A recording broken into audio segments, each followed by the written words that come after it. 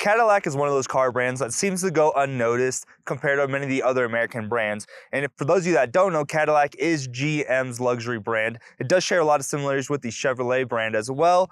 As you know, we'll talk about those later on in the video, but there's a lot of similarities. But today we're here to discuss whether or not this Cadillac CT6 still lives up to today's standards. My name's Trent and you're watching God Next.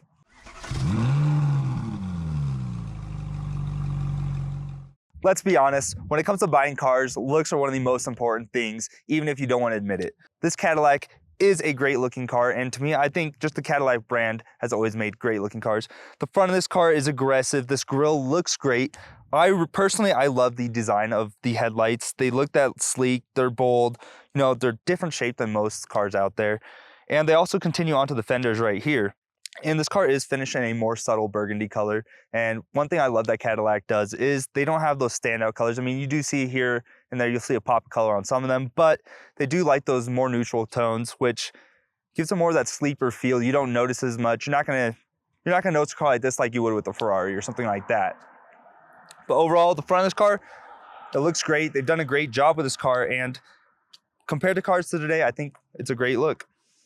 Now, this Cadillac does come with a smaller engine than what you'd see with the CT5 and CT4 Blackwings. It does just have a 2-liter 4-cylinder engine, but it is probably one of the smoothest accelerating cars I've ever driven.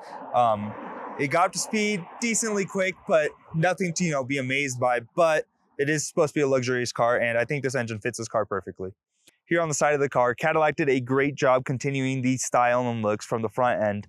You get that standard Cadillac look and feel with the side profile of this car. It looks just like any other Cadillac, honestly, but I love that about this car.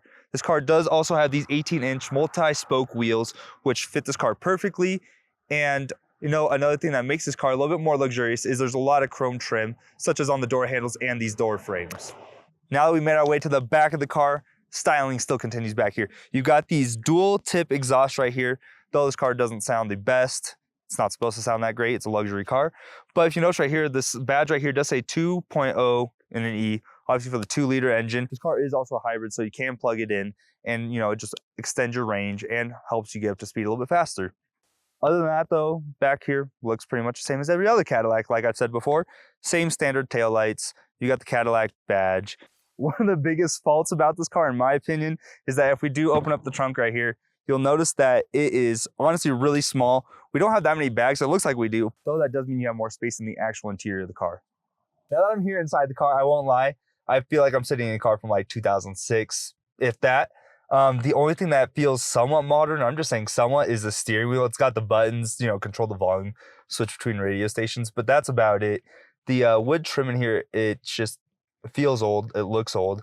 This radio looks like it's from 2000.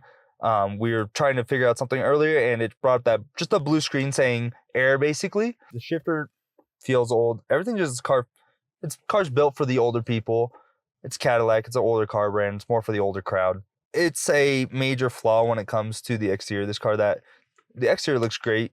Interior doesn't look so great. And honestly, this car needs a major update. And personally, I'm not a fan of the interior.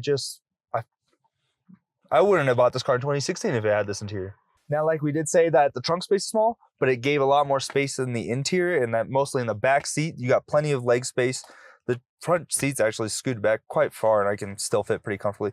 Granted, I'm not the tallest, but I'm also not the shortest. But one of my favorite features about this car is that the back seats do have screens that do actually pop up through the infotainment system, but you do have to plug something in through USB ports or Blu-ray discs. Back here is actually pretty comfortable. It's kind of cool that both back seats have back warmers and seat warmers. And you also have these window shades just to block out any extra sun.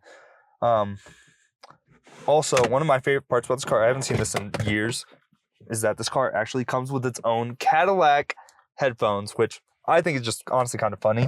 Back here's not that bad. It still feels old, just like the front. And they do have a lot of features, but it just doesn't make up for the old feeling. Now that we're actually driving the car, like I said before, it's probably one of the smoothest accelerating cars that I've ever driven. It gets up to speed decently quick, but I'm not expecting it to be a sports car or anything like that. Steering wheel is super smooth. It feels like I'm driving like on a cloud. Like, suspension is great. The ride is super soft.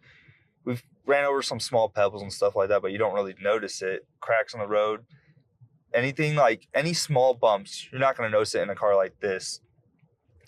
Overall, it's a well-built car for handling and such and stuff like that. But again, it just lacks in other areas. But Cadillac does do a great job with their handling, their performance, and stuff like that. Overall, I think Cadillac has done a great job with the exterior design of this car. On the inside, it feels a little outdated. It does feel more for the older crowd, like I mentioned before. But there are a lot of cool features inside this car, but I think that to carry that to a more modern interior, this car would definitely be able to stand a chance with more of the luxury cars of today. That's not to say that it's not a bad car though. If it's a choice between this and a new car, I'm taking a new car just because you're spending more time on the interior of the car, but I do like the exterior. Though, let us know what you guys think about this car down in the comments, and if you want to see more videos like this, be sure to like, comment, share, and subscribe, and we'll see you guys in the next video.